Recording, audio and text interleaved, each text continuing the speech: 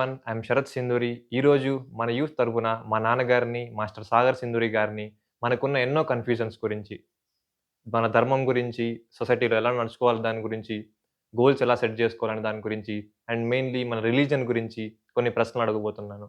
బహుశా మీకు కూడా ఇలాంటి డౌట్సే ఉన్నట్టయితే ఈ వీడియోలో ఖచ్చితంగా మీకు డ్యాడీ ఈ క్వెషన్ రిలిజియన్ మీద డ్యాడీ. హ్మ్. మామూలుగా నాకు, మా ఫ్రెండ్స్‌కి చాలా డిస్కషన్స్ జరుగుతూ ఉంటాయి. ఓకే. నా ఫ్రెండ్స్ ఏమంటారంటే అన్ని రిలిజియన్స్ ఒకటే. హ్మ్. అన్ని రిలీజియన్స్‌ని సమానంగా జూడాలి. హ్మ్. అన్నిట్లో ఒకటే ఉంది హ్మ్. అని జెప్తూ ఉంటారు. ఇది నిజమేనా? లేకపోతే ఫస్ట్ ఆఫ్ ఆల్ రిలీజియన్ అంటే ఏంటి డ్యాడీ? హ్మ్. మొట్టమొదట అన్ని రిలీజియన్స్ ఒక్కటే కాదు. కానీ అన్ని రిలీజియన్స్ యొక్క డెస్టినేషన్ మాత్రం ఒకటే. అంటే అన్ని మతాలు ఒకటే కాదు.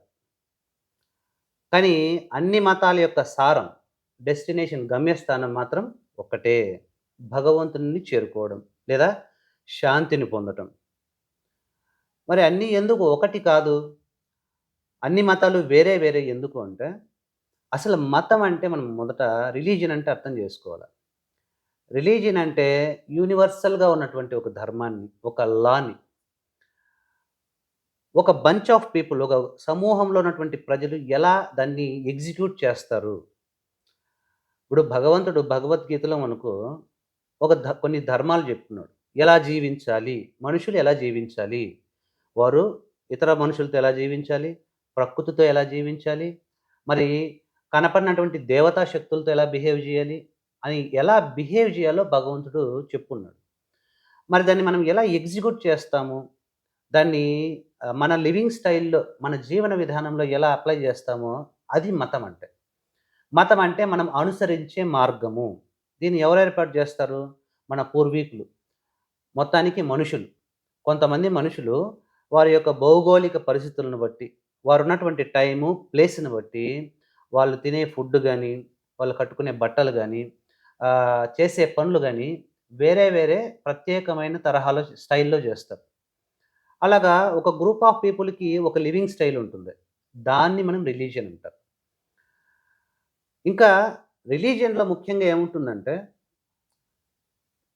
భగవంతుడిని ఎలా నమ్మాలి? భగవంతుడిని ఎలా పూజించాలి? దేవుని యొక్క క్రతువులు ఎలా చేయాలి?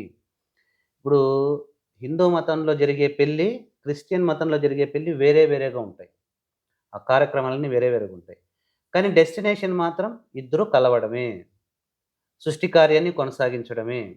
ధర్మం నిర్వర్తించడమే. కాబట్టి రిలీజియన్ అంటే ధర్మాన్ని అనుసరించేందుకు గాను మనము మన అవసరాలను బట్టి, మన పరిస్థితులను బట్టి ఏర్పాటు చేసుకున్నటువంటి ఆచరణ విధానం.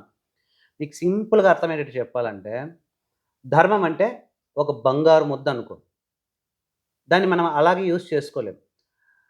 రిలీజియన్ అంటే దాని యొక్క నగలు. అంటే బంగారం అంటే ధర్మము. రిలీజియన్ అంటే మనకు కావాల్సిన విధంగా దాన్ని మార్చుకొని ఉపయోగించుకుంటాము. దాన్ని రిలీజియన్ అంటారు.